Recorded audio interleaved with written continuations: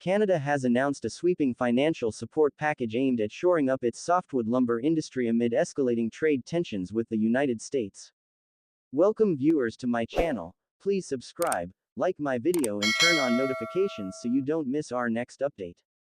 Prime Minister Mark Carney revealed on Tuesday that the federal government will allocate up to $1.2 billion, roughly $870 million USD, in assistance for lumber producers, Reuters reports. The funds are intended to cushion the impact of U.S. countervailing and anti-dumping duties that Canadian companies argue are unfairly targeting their industry. In addition to this direct financial support, Ottawa is earmarking another $500 million to accelerate product development and expand market opportunities abroad. The government hopes that by pushing for innovation and diversifying exports beyond the United States, Canada's lumber industry can better withstand the economic strain of rising U.S. trade penalties. The dispute stems from long-standing U.S. accusations that Canadian producers are dumping softwood lumber into the American market, selling it at prices below fair market value, while simultaneously benefiting from government subsidies. American trade officials claim these practices harm U.S. lumber companies, particularly in the housing sector where Canadian softwood is widely used. Canada, however, has firmly rejected these allegations. Canadian officials argue that their forestry practices and pricing structures are transparent and in line with international trade rules. They maintain that the U.S. duties are protectionist measures designed to shield American companies from legitimate competition, rather than responses to unfair trade practices. Tensions escalated further last month when the U.S. Commerce Department announced a steep increase in penalties. Anti-dumping duties on most Canadian softwood products were nearly tripled to 20.56%, pushing the combined total of countervailing and anti-dumping duties from 14.5% to an estimated 34.5%. Canadian officials have described this surge as a serious blow to producers, many of whom rely heavily on the U.S. housing market as their primary export destination. In response to this mounting pressure, the Canadian government is also rolling out the Build Canada Homes initiative, a domestic program aimed at supporting both the lumber industry and Canada's housing sector. The initiative will provide financing incentives to private developers who commit to using Canadian-made materials and technologies, including softwood lumber and advanced products like mass timber. The program is designed not only to sustain domestic demand but also to showcase Canadian innovation in construction, potentially opening new avenues for exports. The softwood lumber dispute between Canada and the United States is decades old, having resurfaced repeatedly since the early 1980s. Despite multiple trade agreements, arbitration panels, and World Trade Organization (WTO) rulings, the issue remains unresolved. For Canadian producers, the current wave of duties poses a fresh challenge at a time when global markets are uncertain and domestic housing needs are at an all-time high. By coupling financial aid with innovation-driven policies, Ottawa hopes to signal both resilience and determination. The Canadian government's message is clear.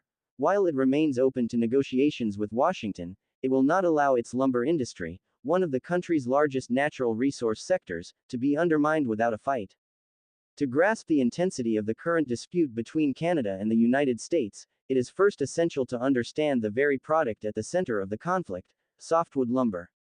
Though the term may sound straightforward, its meaning and role in North American trade are far more complex and significant than most outside the forestry sector might realize. Softwood lumber generally refers to wood harvested from coniferous trees, species such as spruce, pine, fir, and cedar. These trees are abundant in Canada, particularly in the vast forests of British Columbia, Quebec, and other provinces where the boreal forest dominates the landscape. Unlike hardwoods, which come from deciduous trees like oak and maple and are often used in furniture or flooring, softwood lumber is primarily used in structural applications. It is the backbone of homebuilding across North America. When a family in the United States decides to purchase or build a new house, chances are that the framing, the skeleton that supports walls, floors, and roofs, will be constructed with Canadian softwood lumber. The wood is prized for its strength-to-weight ratio, ease of handling, and cost efficiency. In short, without Canadian lumber, the U.S. housing sector would face significant shortages and much higher prices. For Canada, the industry is not just about exports, it is about identity, livelihood, and national prosperity. Forestry has been deeply interwoven into Canada's economic and cultural fabric since the earliest days of European settlement. It was timber, alongside fur and fish, that formed the backbone of Canada's colonial trade. Today, while Canada's economy has diversified into technology, finance, and energy, forestry remains a cornerstone of its resource sector. According to recent government statistics, forestry contributes billions of dollars annually to Canada's GDP. The sector employs hundreds of thousands of people directly and indirectly, from loggers and truck drivers to mill workers, engineers, and shipping professionals. In smaller towns and rural communities, forestry often represents the single most important source of jobs and local revenue. The United States, meanwhile, remains the single largest customer for Canadian softwood. Historically, between 65% and 75% of all Canadian softwood exports head south of the border. This interdependence has made the industry both a lucrative opportunity and a source of constant vulnerability.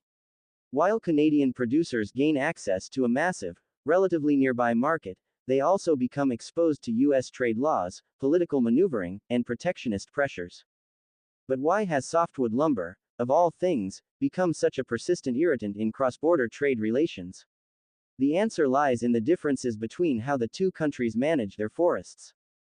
In the United States, the vast majority of timberland is privately owned. Private companies or individuals control pricing, negotiate sales, and determine harvesting practices based on market forces. In Canada, however, the situation is starkly different. The majority of forests are publicly owned and managed by provincial governments. Rather than buying logs in competitive private markets, Canadian lumber producers often pay what are known as stumpage fees to provincial governments for the right to harvest timber on Crown land. This divergence has been the heart of U.S. complaints for decades. American lumber companies argue that Canada's system effectively subsidizes producers by granting them access to cheaper raw materials, which then allows them to undercut U.S. producers in price-sensitive markets like homebuilding. In their view, this amounts to an unfair advantage, what trade law defines as a subsidy. Canada, for its part, rejects this characterization outright. Officials argue that stumpage fees reflect sustainable forest management practices tailored to Canadian geography and ecology, not subsidies. They point to international trade rulings that have, in many cases, upheld Canada's position or criticized the methodology of U.S. investigations. For Canadians, the U.S. allegations are less about fairness and more about protectionism, an attempt by U.S. lumber producers to shield themselves from efficient Canadian competition under the guise of trade law. This disagreement might sound like a niche technicality, but its consequences are massive. When the U.S. imposes duties on Canadian softwood, the ripple effects spread across industries and borders. Canadian producers lose competitiveness in their primary market. Mills close. Workers lose jobs. Small towns face economic downturns. On the U.S. side, the duties may protect domestic producers, but they also raise construction costs. Homebuilders, squeezed by higher input costs, pass those increases on to consumers. Families trying to buy homes, already facing affordability crises in many parts of the U.S., end up paying more.